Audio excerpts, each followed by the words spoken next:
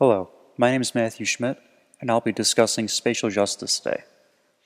Iris Young wrote in Five Faces of Oppression that social justice requires not the melting away of differences, but institutions that promote reproduction of and respect for group differences without oppression. Spatial justice is a component of social justice and refers to the lack of opportunities and resources available to someone due to where they live. This is seen in the Chicago area, where people have different levels of access to opportunities and resources depending on where they live. For example, someone living on the west side of Chicago will have access to different opportunities and levels of resources than someone living in a wealthier suburb, who will have far more access to resources and opportunities including jobs, education, and public services that people in poorer areas, particularly minority-dominated areas, will not have. Spatial justice is an important component of achieving social justice and must be pursued if we are to eliminate the inequalities in our society today. We can achieve this by ensuring that everyone has equal opportunities to resources such as education and social programs, no matter where they live, whether it be somewhere in a wealthy suburb where they're readily available, or whether they be in a historically disadvantaged area where they might be more hard to come by. This is where the real work will need to be done in order to ensure that there is equality so that we can break the cycle of poverty and injustice in our society today. Inequality in housing can be easily identified in society, particularly in the Chicago area. We have the contrast between the wealthy suburbs and the poorer inner cities, particularly the southwest side.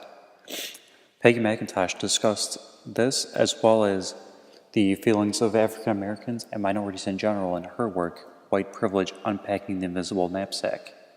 In her personal reflection, she wrote that, quote, "If I should need to move, I can be pretty sure of renting or purchasing housing in an area which I can afford in and in which I would want to live."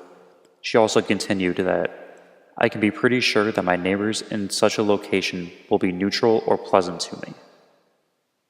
This summarizes the feelings that many minorities, particularly African Americans, feel when they try and purchase housing outside of minority-dominated areas in order to try and gain better opportunities and resources that would allow them to advance their positioning in society. But because of long-standing discrimination and long-standing racial tensions, they have been unable to do so, instead being forced to stay in areas that are not going to provide them with the opportunities that they need, even no matter how hard they work. And while McIntosh has shown the feelings of many African Americans and other minority individuals and groups that have been disadvantaged historically, there is also plenty of empirical evidence, as well as economic evidence, to prove these claims are true. One source of this information is the book Place Matters: Metropolitics for the 21st Century, the third edition, written by Peter Dreyer, John Mollenkopf, and Todd Swanstrom. After World War II, America experienced what is known as urban sprawl, where people moved out of the city and into the suburbs, creating large metropolitan areas, such as the Chicagoland area. When people move to the suburbs, they take their businesses and the jobs associated with those businesses with them. This was discussed in Place Matters by Peter Dreyer, John Mollenkopf, and Todd Swanstrom. In Place Matters, the authors correctly asserted that sprawl has a negative impact on urban areas. From an economical standpoint, those living in the inner city, which is made up of disproportionately minority groups, lose jobs when they are moved to the suburbs. The authors summarized in their book the work of Harvard economist John Kane, who found that as a result of housing segregation, up to 24,000 African Americans living in the Chicago area lost their jobs. Housing segregation occurred when white Chicagoans decided to move to the suburbs instead of living in integrated neighborhoods. When this happened, they took their businesses with them and the jobs associated with them.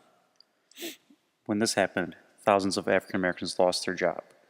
This left inner city African Americans unemployed and also led to high levels of poverty, which leads to a number of societal impacts that result from concentrated poverty, particularly crime.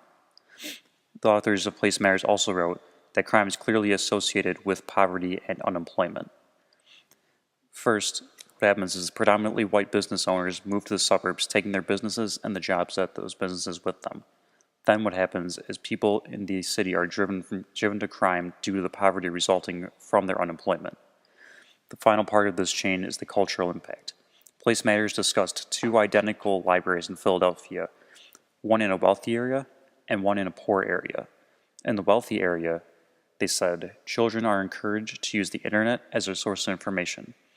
And they contrasted this with the library in the poor area, where they wrote that as opposed to the poor area where children are, quote, more often to use the internet as a source of entertainment. What they're saying is that children in the wealthy area are encouraged to use their free time learning, whereas children in the poor areas are left to play games that do not foster learning or cognitive development. This leads to the issue of education as a societal issue. Lower education has been shown to lead to poverty. The children in the wealthy area are taking full advantage of the educational resources available to them, while the children in the poor area are not. This will lead to a continuance of those individuals living in poverty, with urban sprawl being the initial catalyst of this chain of events. Population decentralization can be potentially controlled through the planning of employment subcenters. Employment subcenters are clusters of businesses in the same economic sector, which can include finance, manufacturing, retail, or anything, basically any sector of the economy.